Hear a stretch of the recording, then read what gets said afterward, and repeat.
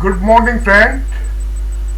The United States, as the world's most famous democracy, it is global influence how president make decision about foreign policy, elections, public opinion, and why this power is not like ancient powers, emperors or dictators, plus touching on secularism and religion.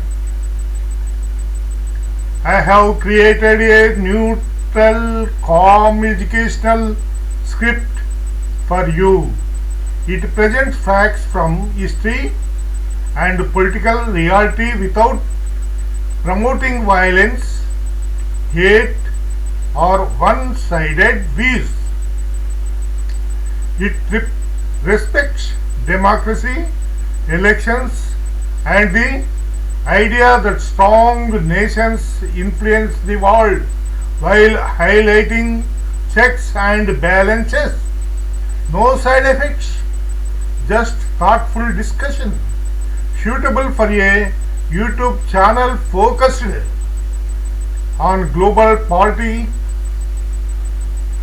politics, history, and international relationships. Can the world's leading democracy control other countries? Understanding US power, president and public opinion. Upbeat, calm background music fades in, show peaceful images. American flag waving gently. People voting, world map with connections. UN building, etc. Once again, hello everyone and welcome back to the channel. Today we are talking about a big question many people around the world ask. How does the United States, known as the world's most famous democracy, exercise influence over other countries? Is it like the old emperors and kings of who wanted global power, or is it something different because America is a secular democracy where leaders are elected? Good morning or good evening wherever you are watching from. This video is for open mind discussion only. No hate, no calls for violence, just facts and balanced thoughts. Let's explore together calmly. The United States is often called the leading democracy. It has the oldest written constitution still in use, regular free elections, and strong ideas of individual rights and secular governance, meaning government and religions are kept separate so no single faith controls the state.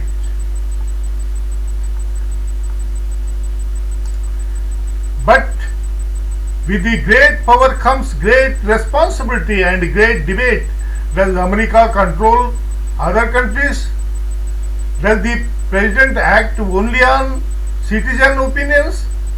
And why do people say nobody can beat the US as number one?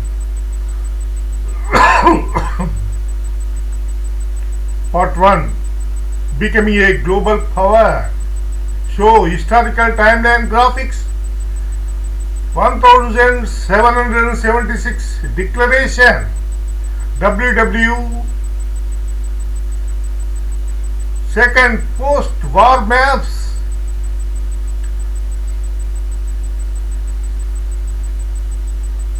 Economy source, keep positive and educational tone. First, how did the US become so powerful? It was not through conquest like ancient empires. America started as 13 colonies that fought for independence. Over time, through innovation, hard work, immigration, and economic growth, It built the world's largest economy. After World War II, the US helped rebuild Europe with the Marshall Plan and led in creating international institutions like the United Nations.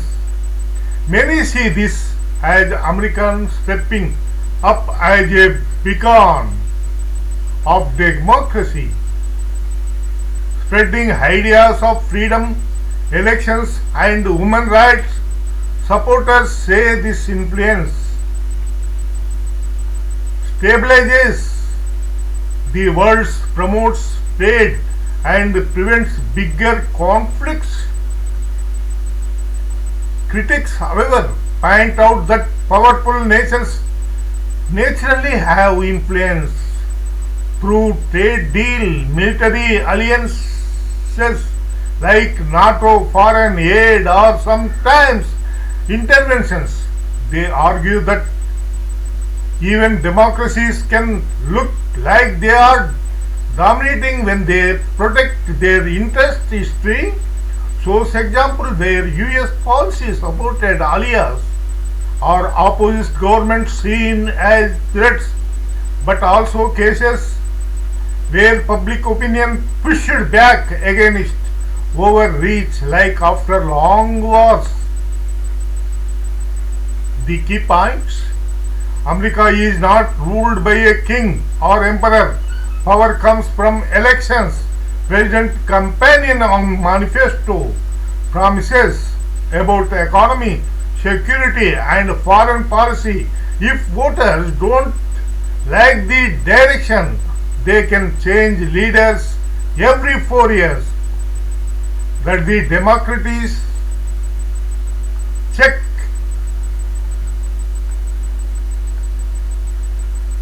Part 2: President, public opinion, and checks.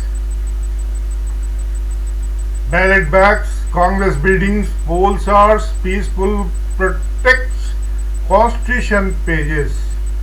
You mentioned, does the president do what citizens want when it comes to influencing other countries? In reality, it is a mix. The US Constitution makes the president commander in chief for defense, but only Congress can formally declare war. President often consult advisor alliance and watch public opinion polls. Major actions like sending troops usually need some level of support from Congress or the people, or they face backlash.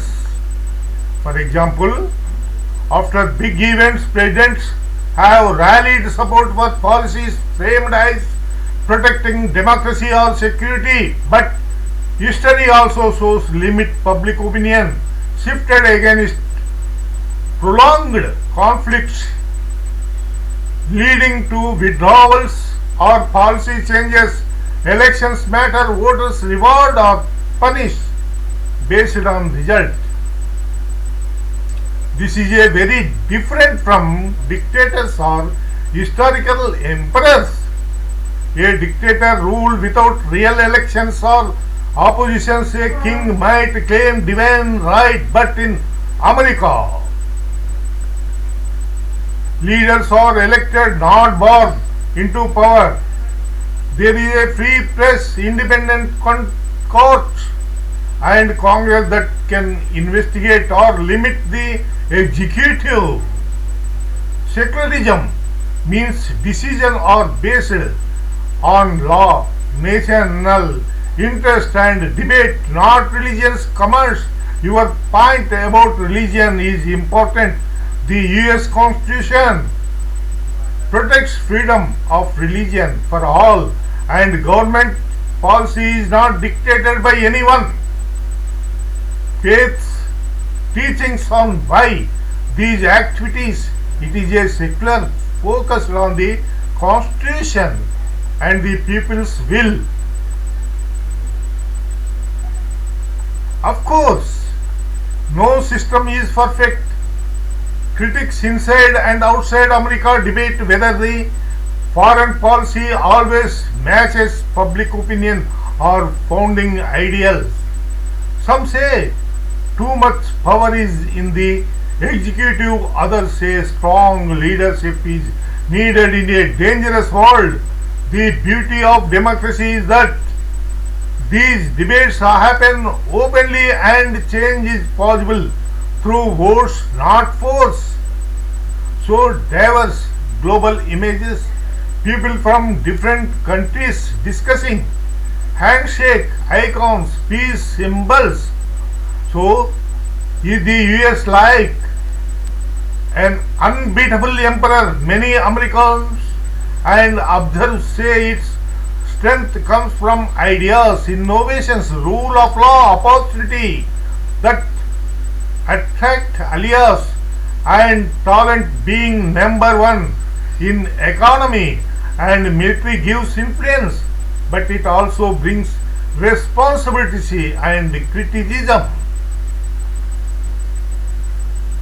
True global power in the modern world is not just about domination, it is about alliances, trade, cultural and soft power like movies, technology, universities. Presidents know they serve limited terms and must face voters. That's why elections and public opinion act as brakes. Religion does not command foreign policy here because of secular democracy. The focus stays on protecting citizens, promoting values like freedom where possible, and navigating a complex world with many voices. In the end, powerful democracies influence the world, but they are accountable to their people in ways kings and dictators never were. Conclusion. Calm music cell call to caution on screen. Like, subscribe, comment peacefully. Friends, the world is interconnected. Strong nations shape events, but the best path forward is through dialogue, mutual respect, and learning from history without violence or hate. What do you think? Does democracy make global influence better or just different? Share your respectful thoughts in the comments. Let's keep the conversation smooth and positive. If you enjoyed this balanced look, hit like, subscribe and turn on notifications for more educational videos on global affairs. Thank you for watching. Stay curious, stay peaceful, See you next time. Based on historical facts and public political analysis for education only. Click channels links. Please like, subscribe, comment everything you have. Please comment, and once again we will meet next video. Thank you very much.